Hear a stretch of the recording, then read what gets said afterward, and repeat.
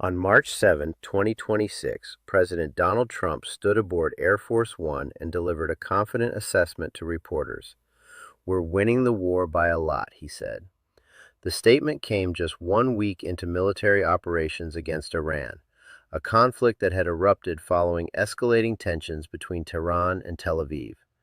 The president's declaration set the tone for what would become a recurring pattern of optimistic battlefield assessments from the White House. Less than a month later, on April 1st, 2026, Trump addressed the nation in a primetime broadcast from the White House Cross Hall. The 20-minute speech reached millions of American households. "Our core strategic objectives are nearing completion," the president stated. He described the preceding 4 weeks as a period in which American armed forces had delivered swift, decisive, overwhelming victories on the battlefield. The phrase, "the hard part is done, so it should be easy," punctuated his remarks, suggesting the most challenging phases of the conflict had concluded. The White House reinforced this messaging through official communications. On the same day as the primetime address, the administration published a formal statement titled, "President Trump's clear and unchanging objectives drive decisive success against Iranian regime." Press Secretary Caroline Leavitt outlined Operation Epic Fury's stated aims: destroying the Iranian Navy, eliminating ballistic missile capabilities, and dismantling defense industrial infrastructure. Secretary of Defense Pete Hegseth echoed these objectives, declaring them consistent from day one. Vice President J.D. Vance identified the president's primary objective as preventing Iran from acquiring nuclear weapons.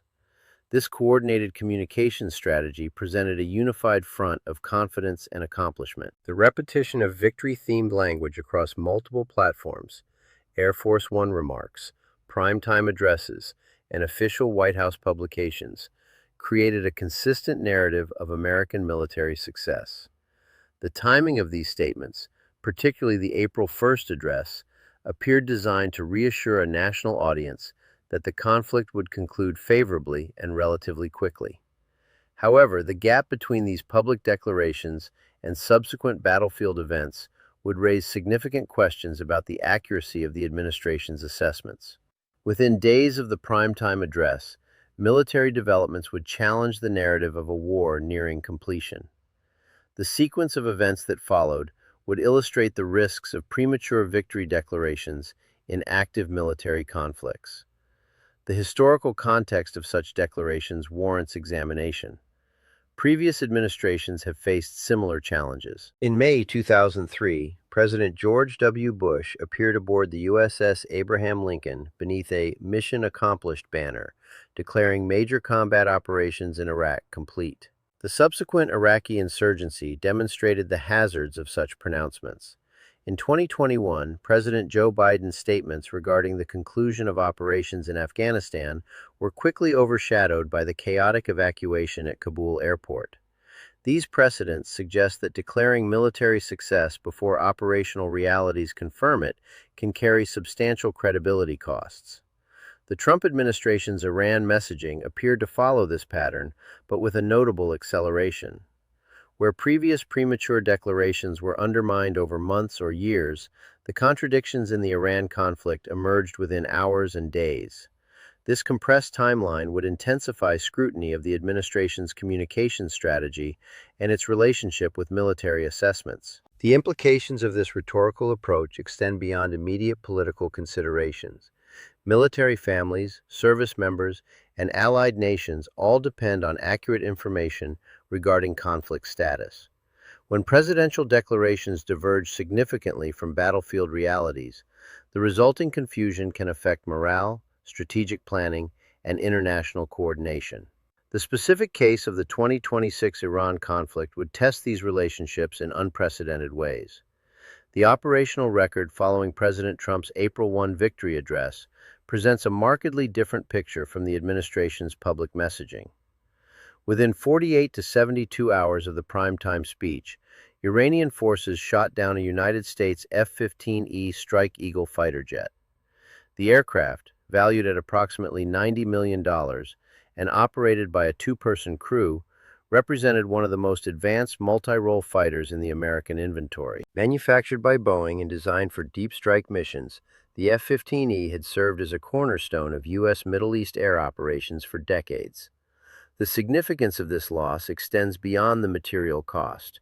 The F-15 family of aircraft had maintained an unparalleled air-to-air and survivability record across 52 years of combat operations. No F-15 had been lost in aerial combat since 1973. The aircraft's reputation as one of the most survivable platforms ever built made its downing particularly notable.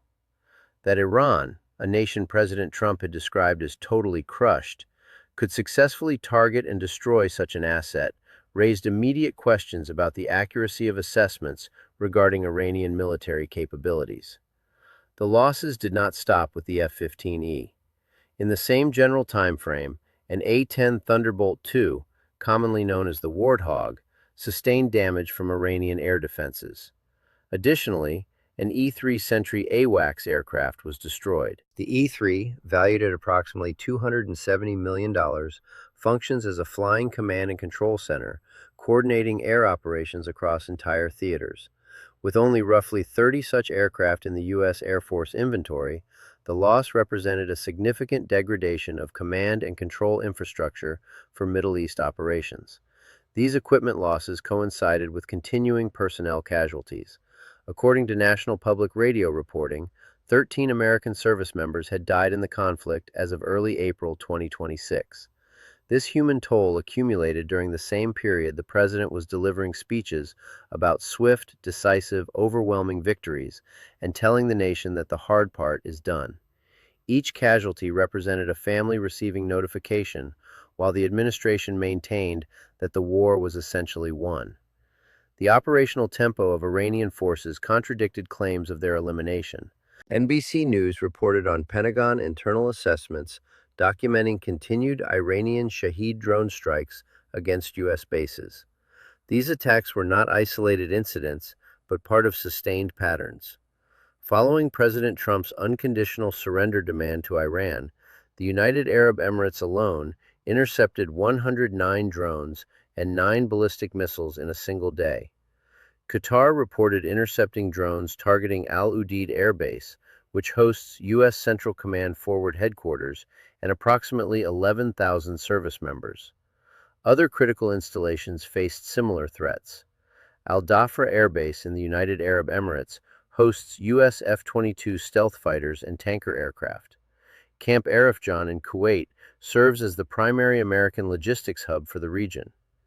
Al-Assad Air Base in Iraq accommodates troops training Iraqi forces. Every one of these facilities experienced targeting by Iranian drones or missiles during the conflict period. The strain on defensive capabilities became apparent early in the conflict. PBS NewsHour reported from Doha that Gulf nations' missile defense interceptor stocks were running low by early March, just 1 week into the war. This depletion occurred during the same period President Trump was declaring that the United States was winning by a lot. The contradiction between victory rhetoric and the measurable consumption of defensive resources illustrated the challenges facing coalition forces. Israeli military assessments also faced scrutiny. Israeli Army Chief Herzi Halevi had claimed that Israel had destroyed 80% of Iran's air defenses. Yet the successful engagement of American aircraft, the F-15E downing, the A-10 damage, and the E-3 destruction, suggested that either this assessment was inaccurate or that the remaining 20% possessed surprising effectiveness. Neither interpretation supported the narrative of overwhelming victory. The pattern of Iranian military activity indicated sustained rather than residual capability. The volume of drone launches, the success against advanced American aircraft, and the continued ballistic missile operations all pointed to an adversary maintaining significant offensive and defensive capacity. This operational reality stood in direct contrast to administration claims that Iranian capabilities had been largely obliterated. The divergence between public victory declarations and internal government analysis represents one of the most significant aspects of the 2026 Iran conflict. Multiple sources within the administration's own intelligence and defense apparatus provided assessments that conflicted with the president's optimistic characterizations. NBC News obtained access to Pentagon internal assessments that directly contradicted President Trump's public claims. These documents confirmed that Iranian Shahed drones continued striking American installations, undermining the assertion that Iran's capabilities had been eliminated. The Pentagon's analysis, based on operational reporting and intelligence collection, documented ongoing threats rather than concluded operations. This created an unusual situation where the Department of Defense's classified assessments and the President's public statements described different wars. Director of National Intelligence Tulsi Gabbard provided congressional testimony 2 weeks before the conflict's onset, stating that Iran had not rebuilt its nuclear program since Operation Midnight Hammer. This assessment directly contradicted President Trump's subsequent claims that Iran was rapidly building ballistic missiles capable of reaching the American homeland. The president's own intelligence chief had informed Congress of a different reality than the one the president later described to the American public. President Trump himself contributed to the contradictory messaging. In a Reuters interview, he stated that he did not care about Iran's enriched uranium because it was so far underground. This dismissal appeared inconsistent with the administration's stated objective of preventing Iranian nuclear weapons development. If the enriched uranium program was irrelevant due to its subterranean location, the urgency of military action to address it became less clear. Similarly, the president claimed that Iran would never possess nuclear weapons, yet also suggested that future presidents would need to address the issue again, implying that the current military action might not achieve permanent resolution. The White House's insistence on clear and unchanging objectives faced challenges from the president's own evolving positions. Trump stated that regime change was not a goal, then later claimed regime change had occurred. He declared Iran totally crushed while Iranian drones continued operational flights.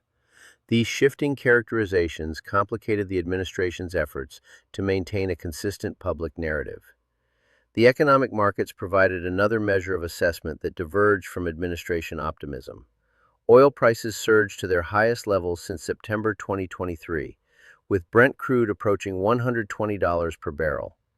American gasoline prices reached a national average of $4.04 per gallon, with diesel at $5.62. Some stations in Las Vegas reported prices of $4.98 per gallon. Market behavior typically reflects expectations of future conditions. Sustained high prices indicated that traders were pricing in extended conflict rather than imminent resolution.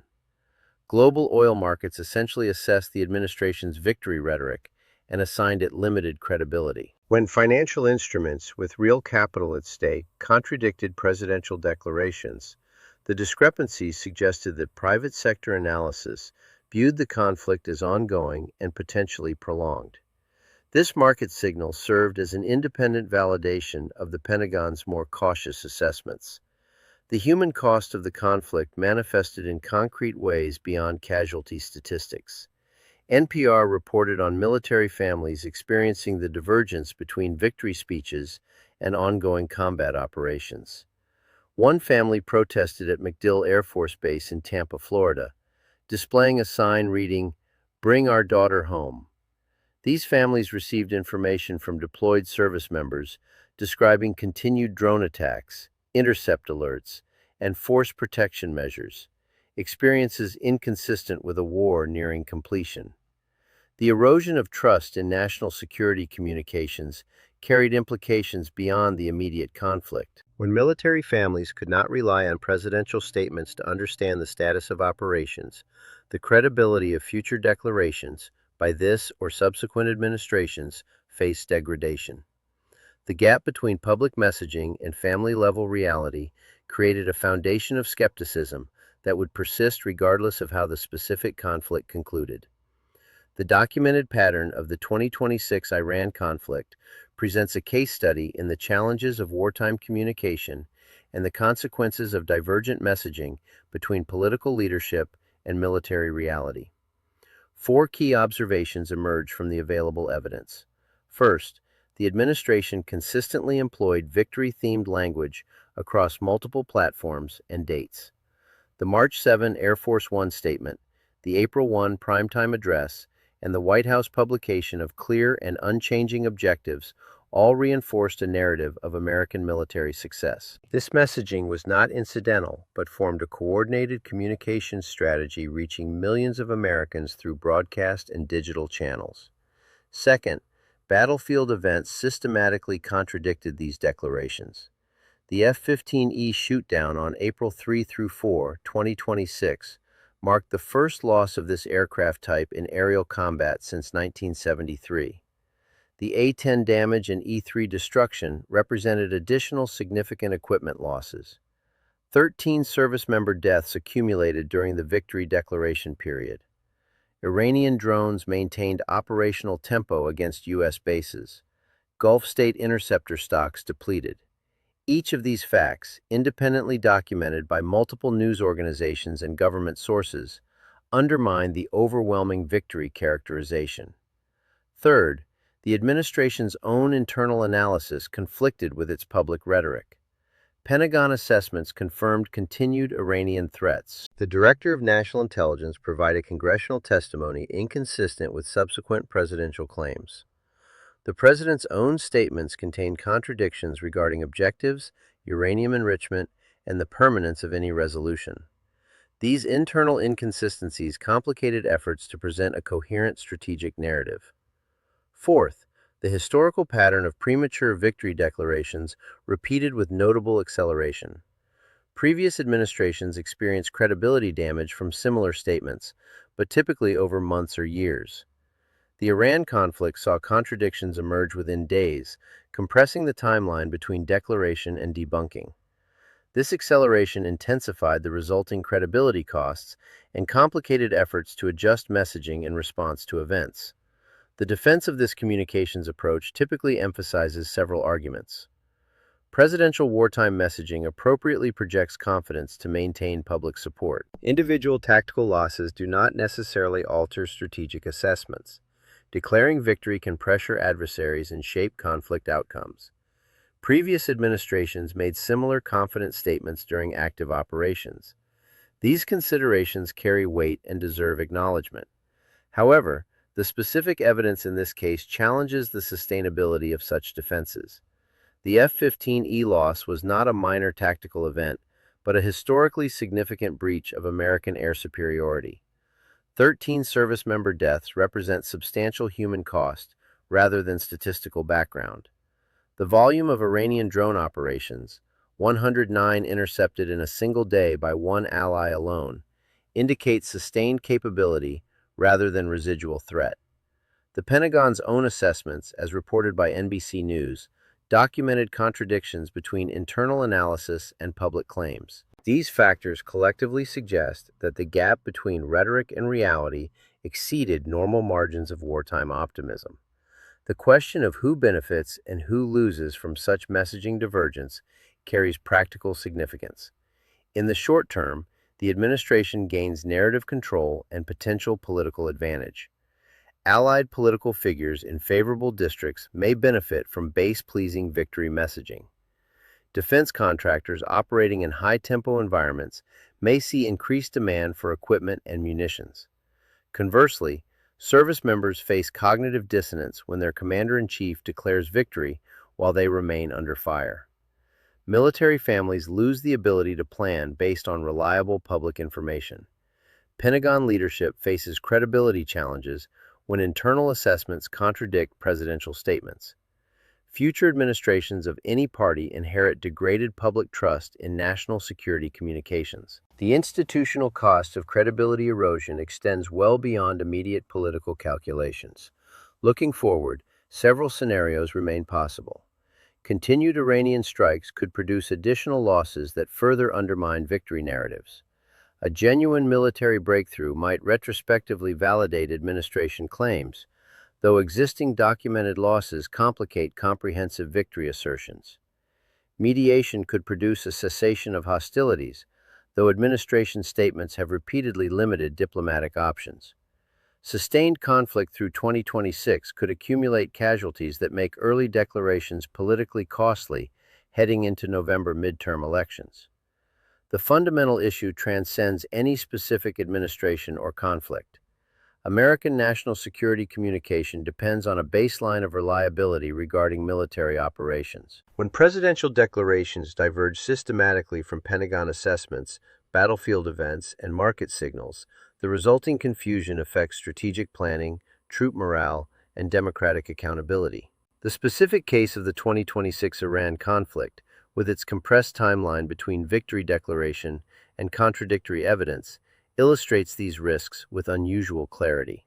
The 13 American service members who died during this period, the families receiving folded flags, and the crews of downed aircraft all represent the human dimension of this communications gap. Whether presidential rhetoric should align more closely with military assessments, whether wartime optimism should be tempered by operational caution, and how democratic societies can maintain informed oversight of military operations, these questions remain central to the ongoing challenge of responsible national security governance. The documentation of this episode derives from multiple verified sources: National Public Radio, NBC News, PBS NewsHour, Axios, PolitiFact, Reuters, the Associated Press, Al Jazeera, Foreign Policy Magazine, The Washington Post, and the White House's own press releases. The March 7th statement, the April 1 address, the April 3 through 4 F-15E shootdown, the A-10 damage, the E-3 destruction, the 13 casualties, the Pentagon assessments, the intelligence testimony, the market data, and the family protests, all are independently attested facts that collectively describe one of the most thoroughly documented gaps between political victory rhetoric and military reality in recent American history.